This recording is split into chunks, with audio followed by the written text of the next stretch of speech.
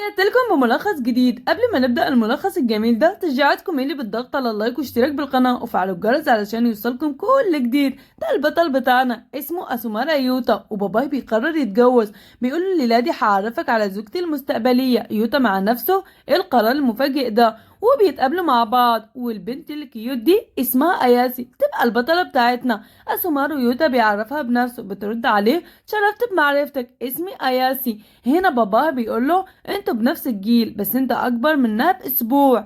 اياسي بتقوله دلوقتي اطمنت علشان كنت خايفة ان انت تكون شخص مخيف بما انه هنعيش مع بعض. بيرد عليها يوتا على فكرة الاشخاص المخيفين بالاول بيبانوا ان هم لطفاء.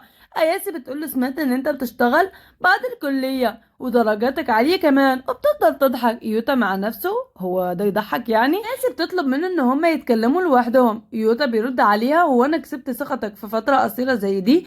بترد عليه انت شخص رائع، انا مش هتوقع منك اي حاجة وانت كمان ما تستناش مني اي حاجة. طبعا فهمت قصدي. بيفضل يوتا يبص لها كده. طبعا انتوا كمان فهمتوا قصدها.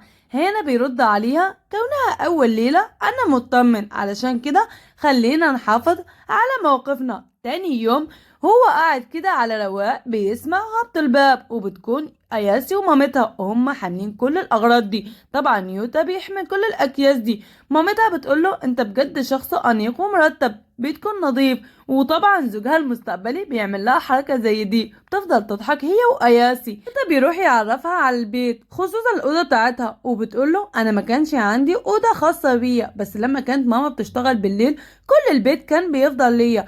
هنا اياسي بتقوله هو انت ليه بتتكلم معايا بلطف كده يعني؟ بتقوله احنا في نفس السن تقدر تكلمني بريحة اكتر، واصلا ليه بتبصلي كده؟ ولا انت عايز بس تكون معايا لطيف؟ لو كان كده مش ضروري.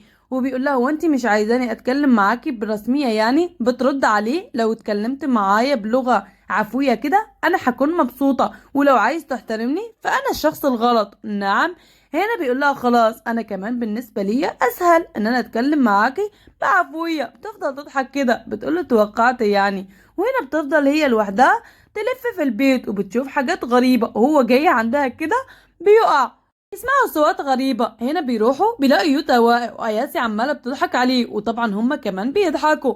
يوتا بيقول لها احنا في نفس المدرسة بس ما تخافيش، حامل كل جهدي علشان ما نظهرش ان احنا نعرف بعض. أياسي بترد عليه هو ده الصح. تاني يوم بيروح الشغل. البنت دي زميلته في الشغل بتفضل لازقة فيه كده، هو انت عندك حبيبة على فكرة ريحتك بخفان بنت. بيقول لها بلاش كلام فاضي وبيحاول يتهرب منها. هنا بتقول له ما تسيبنيش لوحدي، وبتقول له هي بنتك حلوة يعني؟ بيقول لها بصراحة بنت جميلة جدا، احنا هنعيش مع بعض. وبتفهم الموضوع. بتقول له على فكرة انت بتعيش دلوقتي شبابك، يعني انتوا عايشين كأخ وأخته يعني؟ يرد عليها ايوه. وبتقول له دلوقتي لازم تتصرف بشكل طبيعي. وبيرجع البيت. هنا اياسي بتكون قاعدة لوحدها، ولما بيجي فجأة كده بتتخض ووشها بيحمر كده. بتقول له انا اسفة مش عارفة انه دلوقتي وقت رجوعك. بيرد عليها مفيش مشكلة. ولما بيفضل يبص لها كده بتقول له هو انت ليه بتبص لي بصات حادة كده يعني؟ بتقول له هو انت عايز تشرب حاجة؟ بصراحة انا ما كنتش عارفة وقت رجوعك بس دلوقتي حفظت. بتقول له النهاردة رحت السوق انا ومامتي طبعا وكان يوم جميل جدا.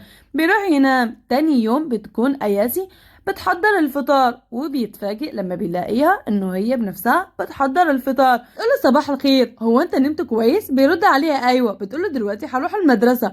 يوتا وهو في المدرسة بيفضل يبص على اياسي وهي قاعدة لوحدها، وفجأة بيجي زميله ايه ده هو انت بتبص على اياسي معجب بيها يعني؟ بيرد عليه مش زي ما انت فاهم. هنا بيقول له زميله احسن لو خرجت معاه وضعك مش هيكون كويس خالص. قصدك ايه؟ هنا بيقول له سمعت عنها اشاعات وانها بتشتغل قصدي بتبيع جسمها. يوتا بيتفاجئ وبيقول له حتى نظراتها حاده للي حواليها والكل بيبعد عنها. بيرد عليه يوتا مش من طبعي ان انا اصدق اشاعات، واصلا يمكن علشان هي رفضتهم طلعوا عنها الاشاعات دي. بيرد عليه اشك في الموضوع ده.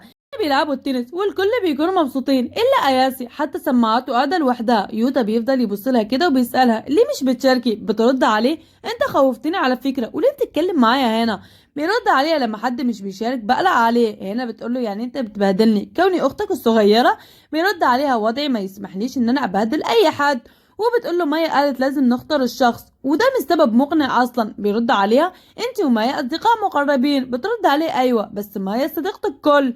هنا بتسأله يوتا هو انت ليه اخترت التنس؟ بيرد عليها مش سبب مهم يعني، بس ما فيش اي مباراة للفريق، وانا مش بحب اعتمد على اي حد، بحب اعتمد بس على نفسي تفكيري وبحب افضل بعيدة عن الجميع. بيرد عليها هو انت بتلاقي صعوبة في الانسجام مع زملائك في الصف؟ بنت جميلة زيك وانيقة لازم يكون عندها اصدقاء كتير. بترد عليه انا بسيب الناس تعيش حياتها علشان الاقي وقت لنفسي. بيرجع البيت. هنا مرات ابوه بتكون رايحة الشغل وبتقوله دلوقتي اتأخرت، بس ارجع هنتكلم عن ترتيبات واكل البيت، ممكن تدير بالك على اياسي علشاني.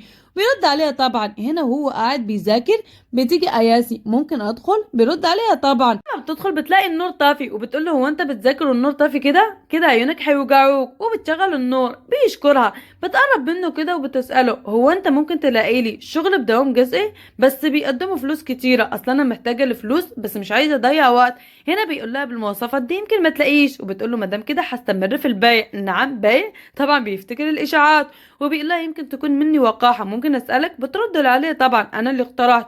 وبيقول لها لازم تهتمي بجسمك. بترد عليه اصلا انا بهتم عشان اكسب فلوس كتيره. بيرد عليها بس لازم تفتحي الموضوع مع مامتك. بترد عليه طبعا ايه ده هو انتوا عندكم عادي تفتحوا المواضيع دي؟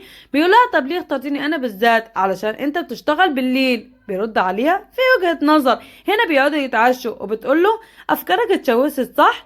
بتقول له عادي بس على فكرة انا عارفة الناس بتتكلم وبتقول عني ايه على لبسي ومن الكلام ده، بس ده سلاح بالنسبة ليا علشان ما يهجموش عليا واكون بعيدة عن الجميع، وده هو سلاحي. وبتقول له هو انت شفت مامتي؟ بيرد عليها ايوه. بتقول له على فكرة ماما كمان كانت بتشتغل بالليل وكانوا بيتكلموا عليها كلام مش كويس خالص، بس كنت بعمل نفسي مش بسمع. على فكرة لما بتكون البنت ذكية بس مش حلوة بيقولوا انها مثقفة، بس لما بتكون البنت جميلة ومش ذكية بيقولوا انها بتستغل الكل وبتبيع جسمها. علشان كده انا لازم امتلك القوة ان انا اكون مثالية، دي الخطوة الاولى. وبيقول مع نفسه تبين ان هم غلطانين وكلها اشاعات في اشاعات. هنا بيقول لها على فكرة انا مش قوي زيك. بترد عليه انت لازم تعتمد على نفسك وتكون قوي. بيقول لها زيك مش بتحبي حد يعتمد عليكي او انت تعتمدي على حد. هنا بيقول لها علشان كده بتدوري على شغل علشان تعيشي مستقلة وتعتمدي على نفسك بس. بترد عليه ايوه. بيقول لها هحاول ادبرلك على شغل وكمان هتكلم مع زميلتي في الشغل انها كمان تساعدني في الموضوع ده. بتقول له هو انت ايه رايك في الشوربه؟ بيرد عليها جميله جدا، ممكن كل يوم تحضري لي الشوربه دي. بتقول له ده تعبير عن حبك يعني؟ بيرد عليها مش قصدي بس بقالي فتره طويله قوي ما شربت الشوربه زي كده. جميله جدا وبيشكرها. تاني يوم بيلاقي اياسي كمان بتحضر الفطار وبيقول لها هو انت ليه بتحضري الفطار؟ بترد عليه عادي مفيش مشكله. بيقول لها تقدري تحضري بس العشاء. هنا بتقول له على فكره سياستي الشخصيه ان انا اعطي اكتر ما اخد. هنا بتقول له هو انت ما عجبكش صح؟ عليها لا العكس. هنا بتقول له كن صادق معايا. وبيقول لها بصراحه متعود اكل البيض المقلي مع الصوص. وبتقول له انا متعوده مع الملح والفلفل. هنا بتعتذر منه وبيقول لها مفيش مشكله اصلك ما كنتش تعرفي. هنا لما بيجي الشغل بيقول لزميلته ان هو خلاص بعد التخرج هيستقل وهيعيش لوحده، خصوصا دلوقتي البيت بقى ضيق عليهم وهو واخته في نفس السن. وبتقوله بصراحة وجود اخت معاك في البيت هيكون معين، بس ده هيخليك تعيش لوحدك وتقدر تعتمد على غيرك يعني. الرؤساء التنفيذيين بيعتمدوا على غيرهم. هنا بيقول لها بتتكلمي كأنك ما تعرفينيش. وبتقول له على فكرة بنت زي كده جذابة وحلوة تقدر تتجوز رجل عجوز وتعتمد عليه وتعيش حياتها. بيتفاجئ وبتقول له بس بهزر معاك. هنا بيرجع البيت هما قاعدين بيتعشوا. بيقول لها كل الكلام اللي حكيته زميلته انه لازم يعتمدوا شوية على غيرهم. بتقول له ايه ده هو زميلتك المقربة مقربة يعني؟ بيقول لها هو انت سبتي كل الكلام ده وركزتي على زميلتي المقربة؟ تتصرفي زي اختك الكبيرة على فكرة. وبتقول له بصراحة كلامها جميل بس لسه بفكر ان انا استقر لوحدي. يلا تصبح على خير وشكرا على الاكل. ايه ده هي زعلت من صديقته ولا ايه؟ هنا تاني يوم بيكونوا رايحين المدرسة وزي عوايدها اياسي حتى سماعات. بيفضل يوتا يبص عليها من بعيد. حتى السيارة كانت هتدعسها وطبعا يوتا هو اللي انقذها. في النادي يوتا بيقولوا اخيرا اياسي بتشارك في لعبة تنس مع زميلتها مايا. وبنرجع لما السيارة كانت هتخبطها طبعا بهدلها وبيقول لها انا اقدر اتجاهل ان انت بتحاولي تدمري نفسك، اما اياسي مركزه على السماعات اللي انكسروا.